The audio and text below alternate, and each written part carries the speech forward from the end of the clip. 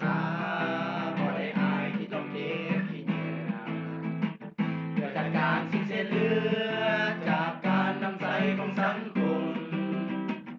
เพื่อโลกที่น่าอยู่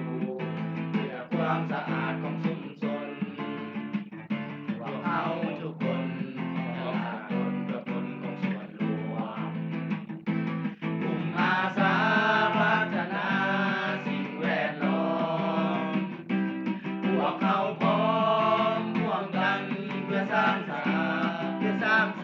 สมาชิกทุกคนใส่ใจเฮ็ดเวียกอย่างตั้งหน้าตามชื่อที่ว่ากลุ่มอาสาพัฒนาสิ่งแวดล้อมขอเชิญชวนร่วมสนทุกหน่วยงานให้หันมาใส่ใจกับสิ่งแวดล้อมมาช่วยกันในการลดผ่อนปัญหาโลกร้อนที่เผชิญในวันนี้กลุ่มอาสาพัฒนาสิ่งแวดล้อมพวกเขาพร้อมร่วมกันเพื่อสร้างสรรค์